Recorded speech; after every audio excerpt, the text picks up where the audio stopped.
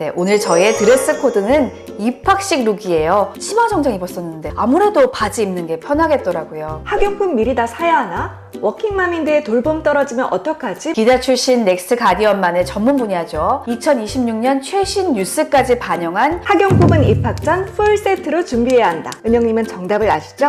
준비물보다 더 중요한 게 있습니다. 바로 아이들의 생존 근육인데요. 올해부터 1, 2학년은 예체능 학원비도 세액공제를 바쁜 워킹맘이라 정보가 늦을까봐 걱정되는 분들은 오늘 영상 끝까지 보셔야 합니다. 안녕하세요. 미래 세대를 기르는 엄마의 기록 넥스트 가디언 권은영, 김소연입니다. 오늘 어디 가세요? 어디 가는 느낌을 좀 내봤습니다. 네, 오늘 저의 드레스 코드는 입학식 룩이에요. 우리 첫째 입학식 때 진짜 떨렸었잖아요. 저는 그때 최대한 단정하게 입는다고 고민 많이 했거든요. 오래 서 있고 계단도 많이 오르내려야 하니 굽이 높지 않은 편한 신발을 추천합니다. 저는 둘째 입학 때 이렇게 입으려고 미리 꺼내봤어요. 첫째 때는 이 치마 정장 입었었는데 사진도 다양하게 찍어줘야 하다 보니까 아무래도 바지 입는 게 편하겠더라고요. 한번 겪어는 봤지만 설렘 반 걱정 반인 이 기분, 많은 양육자분들도 같은 마음일 것 같아요. 네, 그 걱정의 정체가 뭘까 생각해 봤더니 불확실함이더라고요. 학용품 미리 다 사야 하나? 워킹맘인데 돌봄 떨어지면 어떡하지? 뭐 이런 것들이요. 그래서 준비했습니다. 기자 출신 넥스트 가디언만의 전문 분야죠. 2026년 최신 뉴스까지 반영한 초등 입학 준비, 오해와 진실 베스트 5. 네, 여기저기 떠다니는 흔한 정보 말고 생생한 경험을 바탕으로 한 넥스트 가디언만의 꿀팁까지 꽉 채웠습니다. 저처럼 떨리는 분들 혹은 바쁜 워킹맘이라 정보가 늦을까봐 걱정되는 분들은 오늘 영상 끝까지 보셔야 합니다. 네, 구독과 저장 꾹 누르셨죠? 그럼 바로 시작합니다. 초등 입학 준비 오해와 진실 첫 번째, 학용품은 입학 전 풀 세트로 준비해야 한다. 은영님은 정답을 아시죠? 정답은 X입니다. 미리 사면 절반은 참고행입니다. 학교에서 학습 준비물 일부를 지원하기 때문인데요. 네, 저희는 입학식 날 색연필, 사인펜, 네임펜 등을 받았어요. 심지어 아이 이름이 적힌 네임 스티커까지 주셔서 1년 내내 잘 썼던 기억이 납니다. 또 학교마다 지급 품목이 다 다르고 담임 선생님마다 준비물 지시가 다를 수 있으니까요. 색연필의 가지수라던가 필요한 노트의 종류 등이 다 달라서 미리 준비하지 않는 걸 추천합니다. 물론 미리 준비해야 하는 품목들도 있습니다. 먼저 책가방이요. 책가방 고를 때 마음이 일렁일렁 하잖아요. 저도 이번에 아이랑 책가방 고르면서 참 설레면서도 어떤 걸 골라야 할까 또 고민도 많이 되더라고요. 일단 가벼워야 하고 저는 모양이 잡혀 있으면서 바닥에 징이 박혀 있는 게 좋더라고요. 아이들이 놀이터 바닥에 가방을 던져놓고 놀기 때문에 때가 덜 타는 색을 추천합니다. 근데 여자친구들 가방은 정말 반짝반짝 예쁘더라고요. 네, 초등학교 입학할 때쯤의 여아들은 대부분이 반짝이는 가방을 좋아하더라고요.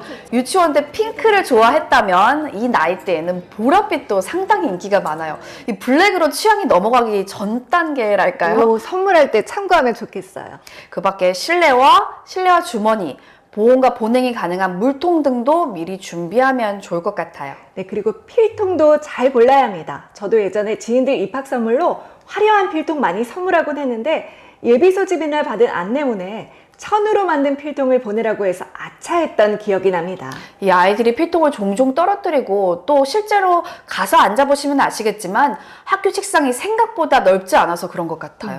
천 필통이라고 해도 이렇게 모양이 잡혀 있으면 아이들이 정리하기가 훨씬 편합니다. 네, 연필도 가이드라인이 있죠. 입이 또는 비. 아이들이 아직 이 손가락 힘이 약하다 보니까 진한심이 필요합니다. 또 매끈한 원통형 연필보다는 각이 잡혀 있어서 잘 구르지 않고 잘 잡을 수 있도록 홈이 파진 것이면 더 좋겠죠. 필기구 종류는 스스로 정리가 되도록 많이 가지고 다니지 않는 걸 추천해요. 네, 매일 연필 서너 자루를 잘 깎아서 필통에 잘 챙겨가는 건 정리 습관을 기르는 첫걸음이거든요. 자동 연필 깎기를 샀던 시점도 이때였던 것 같아요. 네, 아이들이 아직 소근육 발달 중이라서 지우개 가루도 어마어마하게 나오거든요. 지우개 가루 청소기도 책상 위 아이템으로 추천합니다. 맞아요. 정말 육아 삶의 질 상승템이죠. 여기까지는 익숙한 내용일 수 있으니 넥스트 가디언만의 팁도 각자 얘기해 볼까요? 저는 이렇게 색과 모양이 눈에 띄는 접착형 메모지를 추천합니다.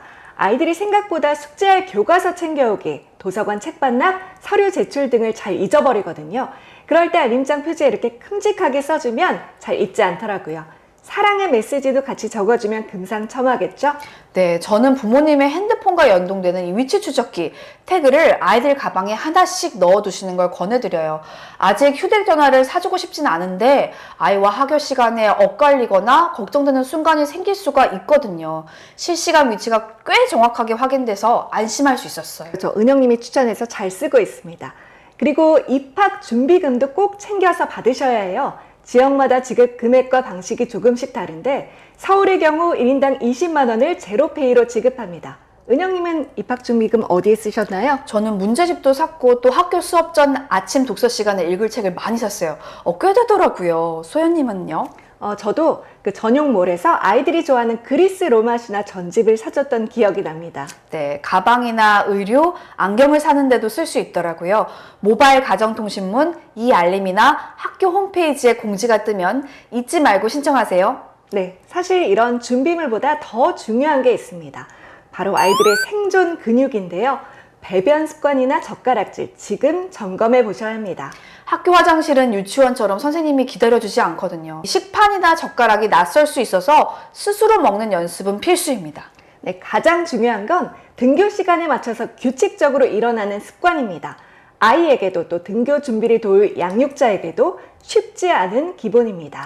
40분 수업, 10분 휴식. 이 루틴이 1학년에겐 큰 벽이거든요. 엉덩이 힘을 기를 수 있도록 지금부터 이 30분이나 40분 정도는 무언가에 집중하는 연습을 해보는 것도 좋겠어요. 네, 가방을 스스로 싸는 것도 정말 중요해요. 기회를 주지 않으면 저절로 습관이 들진 않더라고요. 저도 아이 친구 집에 갔다 배운 건데 가방에 넣을 체크리스트를 아이 방문에 붙여주면 좋습니다. 마지막으로 인사입니다. 이 선생님들은 공부 잘하는 아이보다 인사 잘하는 아이가 훨씬 예쁘다라고 하시더라고요. 인사만 잘해도 초등생활은 이미 절반은 성공입니다. 네, 많은 양육자분들이 초등 입학 때 가장 걱정하는 문제가 바로 돌봄 공백인 것 같아요. 네, 어린이집이나 유치원에 비해서 이 집으로 돌아온 시간이 많이 빨라요. 학교 시간이 빠른 날은 12시 반 정도예요. 전 방금 갔는데 왜 벌써 오지 하는 생각이 들었을 정도였어요. 특히 워킹맘들은 걱정이 많죠. 네, 물론 제도는 다 마련되어 있습니다. 먼저 따끈따끈한 최신 뉴스를 더해서 이용 가능한 돌봄 제도를 설명드리고 엄마로서의 현실적 어려움도 얘기해 볼게요. 은영님 먼저 용어 정리부터 해야 할 것 같아요. 네, 일단 늘봄 학교라는 큰 틀이 있습니다. 초등 반개호 학교와 돌봄 교실을 통합한 운영 체계를 말하고요. 학부모님들은 이 세 가지만 기억하시면 됩니다. 맞춤형 교육, 선택형 교육, 선택형 돌봄. 네, 저희도 이용해 봤지만 현장에서 쓰는 용어랑 달라서 좀 헷갈리더라고요. 하나씩 정리해 볼까요? 네, 우선 맞춤형 교육은 초등 1, 2학년에 무료로 제공되는 교육입니다. 현장에서는 늘봄 교실이라고 많이들 얘기하는데요. 학교 후 2시간 동안 제공되고 원하는 요일만 신청해서 들을 수 있습니다. 미술, 합창, 책놀이 등 시간표가 정해져 있어요. 네, 이에 반해서 선택형 교육은 수강료를 내고 과목을 선택해서 듣는 수업입니다. 흔히 방과 후 학교라고 하죠. 체육부터 악기, 과학, 미술, 바둑, 한국사 등 학교마다 다양한 프로그램이 준비되어 있습니다. 학교가 빠른 날 인기 과목들은 신청이 굉장히 치열하죠. 이 마지막으로 선택형 돌봄은 흔히 맞벌이만 가능하다고 알려진 이 돌봄 교실입니다. 돌봄 교실은 간식 제공을 위한 냉장고와 난방 등 이 시설을 갖춰야 해서 수용 인원이 제한된다고 하죠.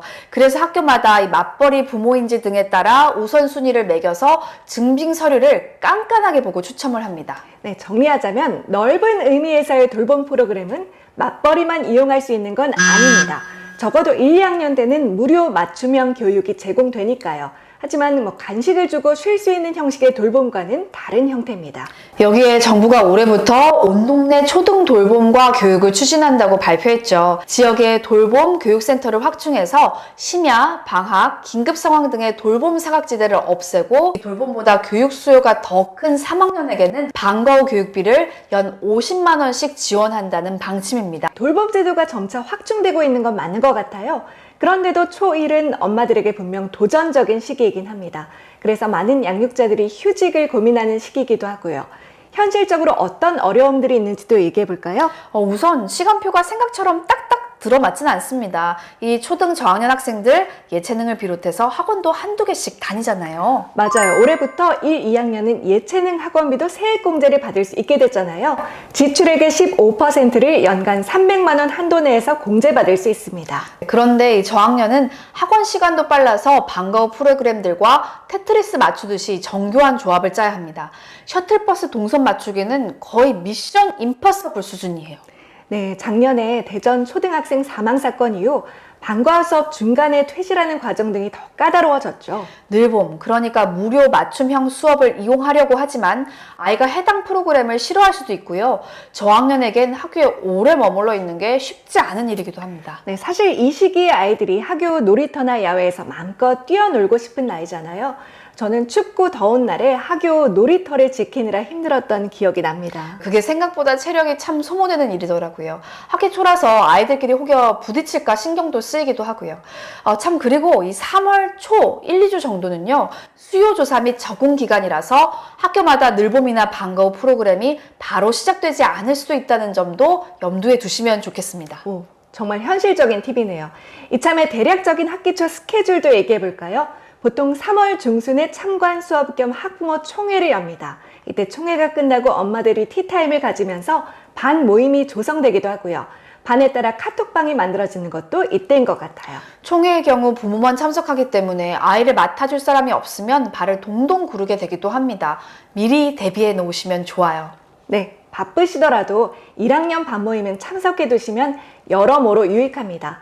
밤마다 반축구나 생활체육 같은 스포츠팀이 구성되기도 하고 생일이 비슷한 친구들끼리 날짜를 맞춰서 생일 파티를 열기도 하죠. 2학년만 돼도 이런 모임이 잘 조성되지 않더라고요. 저는 단톡방이 안 생기네, 저만 초대 안 된 거 아니죠? 라고 어머님들과 농담을 하기도 했는데 꼭 평소에 교류를 하지 않더라도 아이들, 어머님들을 알고 있다는 건 엄마에게 든든한 자산이 됩니다. 알림장이나 준비물도 같이 체크할 수 있고요. 네, 돌봄 공백으로 휴직을 고민 중인 양육자분들께도 이번 컨텐츠가 도움이 됐으면 하는 마음인데요. 저는 만약에 지금 승진 등을 목전에 둔 커리어상 중요한 시기라고 하면 휴직이 필수는 아니라고 말씀드리고 싶어요. 휴직 없이도 아니면 정말 몇 주, 한 달 이렇게 짧게 쉬면서도 지혜롭게 해나가시는 분들 정말 많이 봤거든요. 그런 부모님들의 아이들은 더 야무지더라고요. 또 저는 육아휴직을 하신 이 아버님들이 정말 인상적이었어요. 아빠 손잡고 등하교하고 또 학원을 오가는 모습이 참 예뻐 보이더라고요. 아이뿐 아니라 아빠들에게도 인생에서 기억에 남는 시간이 되지 않을까 싶어요. 그리고 직장 분위기상 나는 휴직이 괜찮고 양육자도 좀 전환점이 필요하다고 하시면 1학년 때 아이와 밀착해서 보내는 시간의 가치는 충분하다는 말씀도 살짝 덧붙이고 싶어요. 네, 그런데 사실 진짜 돌봄 공백은 방학 때 생기는 것 같아요. 여름방학 한 달, 겨울방학은 거의 2달에 가까운 아주 긴 기간입니다. 당장 학기 초만 생각하지 마시고 이 긴 시선으로 계획을 세워보시는 것도 추천해 드립니다. 네, 학기 초에 연간 학사 일정이 공개되니까요. 요즘은 학교별로 연휴 앞뒤로 쉬는 자유휴업일도 있거든요. 미리미리 일정 체크하셔서 가족들이 공유할 수 있게 냉장고 등에 붙여주시면 좋을 것 같아요. 초등학교는 시험이 없다. 반은 맞고 반은 틀린 얘기입니다. 나이스 학부모 서비스인데요. 창체 상황이라던가 통지표에 쓰여있던 행동 특성 및 종합 의견이 다 기재되어 있더라고요. 체험학습으로 한 달 살기는 거의 불가능합니다. 이 기간을 초과하는 결석은 미인정 결석이 되니 주의하셔야 해요. 그리고 더 중요한 골든타임이 있습니다. 학교에서는 이렇게 실시간으로 소통하는 건 사실상 어렵습니다. 구독과 저장 꾹 누르셨죠?